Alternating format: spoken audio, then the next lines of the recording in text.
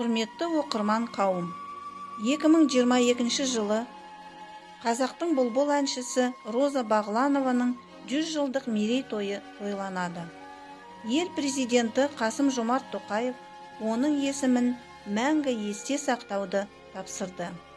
Осыған орай Ақтоғай аудандық орталық кітапханасы сіздердің назарларыңызға жарты әлемді толғандырған тақырыбындағы Роза Бағланованың туғанына 100 жыл толуына орай Қанат Абдухалимовтың Роза Бағланова атты кітап альбомының тұсаукесерін ұсынады. 1922 жылдың 1 қаңтарында жарық дүниеге келген Роза Бағланованың өмірі өткен ғасырымыздың ұлттық символына айналған. Бұрынғы кеңес өкіметінің халыққа жасаған бүкіл қиянаты жап-жас Розаның басынан өткен. Азамат соғысы, жетім қалу, ашаршылық, халық жауы, босқыншылық, отан соғысының қан майданы барлығы да. Жасы 18-ден жаңа асқан сүйкімді жас Өзбекстан қан майданының ең алдыңғы шебіне концерт қоюға аттанған қыз-келіншектер ансамблінің құрамында соғысқа кетті. Әншілік, әртістік жолы осылай басталды. Сөйтіп, Роза Бағланова 1945 жылғы 9 мамырда Берлинде болған жеңіс концертіне қатысады.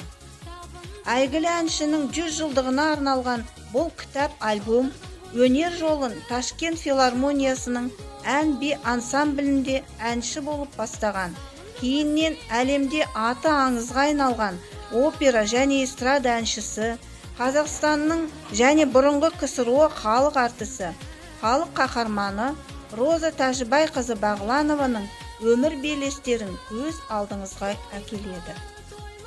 Роза Бағланова қазақтың халық әуендерін, отандық және шетелдік замандас композиторлардың өзге халықтардың әндерін нақышына келтіре орындап, әлем жұртшылығының көзіне түсті.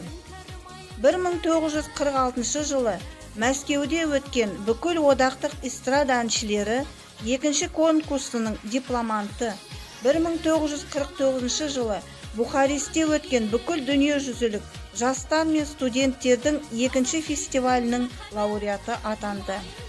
Роза Бағланова Ленин, еңбек қызыл ту, халықтар достығы, құрмет белгісі және отан ордендерімен, жауынгерлік ерлігі үшін және басқа ондаған медальдармен марапатталған.